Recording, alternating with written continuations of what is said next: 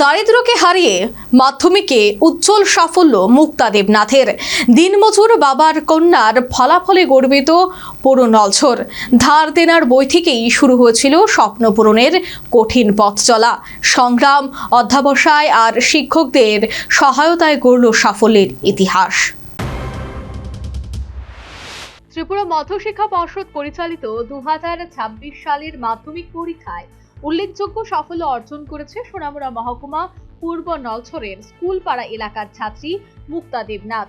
নলছর উচ্চ বিদ্যালয়ের এই মেধাবী ছাত্রী 94.2% নম্বর পেয়ে এলাকায় প্রশংসার কেন্দ্রবিন্দু হয়ে উঠেছে। মুক্তার এই সাফল্যের পেছনে রয়েছে দীর্ঘ সংগ্রামের গল্প। পরিবারের 6 সদস্যের সংসার চলে দিনমজুর বাবা তপন দেবনাথের সীমিত আয়ে।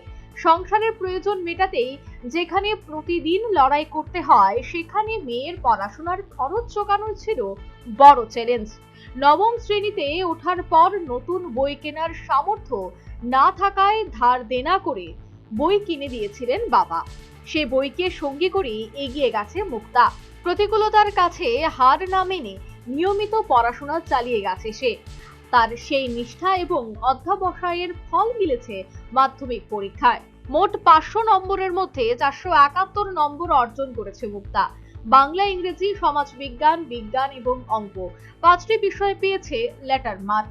মুক্তা জানান, পরিবারের অবিচল সমর্থনের পাশাপাশি বিদ্যালয়ের শিক্ষক শিক্ষিকাদের উৎসাহ তাকে এগিয়ে যেতে শক্তি জুগিয়েছে।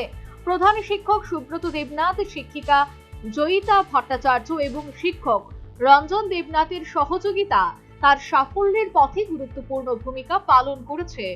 অকাতরে জানালেন এই কৃতি মুক্তা। পরিচালিত মাধ্যমিক পরীক্ষায় আমি 94.2% নম্বর পেয়ে নলছর হাই স্কুল থেকে উত্তীর্ণ হয়েছি। আমার পরিবারের 6 জন সদস্য। আমার বাবা একজন দিনমজুর, সাধারণত ট্যাপারি করেন, আর আমার মা একজন গৃহিণী। আমার এই সাফল্যে আমার বাবা মা, আমার পরিবার এবং আমার স্কুলের শিক্ষক শিক্ষিকারা, বিশেষ করে এই আমাদের স্কুলের HM স্যার, জয়িতা ম্যাম এবং অন্যান্য যারা যে সাবজেক্টগুলো আমাদের পড়াতেন, তাদের সকলের অবদান রয়েছে। তাছাড়া মর্নিং স্কুলের একজন স্যার, রঞ্জন স্যার, উনি আমাকে প্রাইভেট টিউশন যাতে ফ্রিতে পড়ায়, তার জন্য উনি আমাকে অনেক সাহায্য করেছেন। আগামী দিনে আমি বিজ্ঞান বিষয় নিয়ে পড়াশোনা করতে চাই। আমি নলছর 12 স্কুলে বিজ্ঞান বিষয় নিয়ে পড়তে চাই। ভবিষ্যতে আমি আমার শিক্ষক হওয়ার ইচ্ছে রয়েছে। আর 12-এর রেজাল্টের পরে আমি আসল ডিসিশন নেব যে আমি।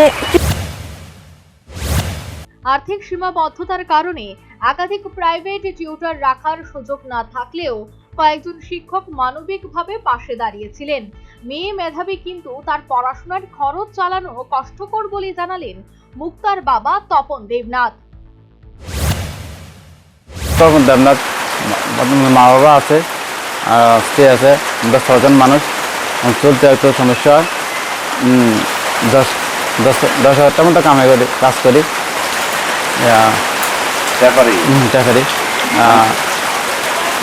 ভরাইতে কষ্ট হয়ে জায়গা, একটু বইটি কিন্তু অনেক সমস্যা হয়ে জায়গা, কষ্ট হয়ে জায়গা আর কি। মনে করেন মায়ের এই মায়ের কিন্তু সারাদিন মায়ের তাছাড়া উপর দিকে ওঠে না, কিন্তু পারি না তথ্য সম্পদের লেগে। বইটা হয়তো কিন্তু সমস্যা জায়গা বান্ধবী চাইছে, পাইছে না, যে ব্যাপারে বুঝে দিলাম আবার। পড়ার ইচ্ছা, কিন্তু তারা সামর্থ্যহীন বলে কাতর কণ্ঠে জানালেন মুক্তার মা মণিবালা দেবনাথ। আমাদের পরিবারে 6 জন আছে। স্বামীর রোজগারের উপরে সংসারটা চলে, আর শ্বশুর 2000 টাকা ভাতা হয়। আর এর মধ্যে আমি ঘরের কাজ করি বা বাইরের কাজ করার মতো আমার ক্ষমতা নাই। কোনো সময় যদি রেখার কাম থাকে তাহলে রেখার কাজে যাই।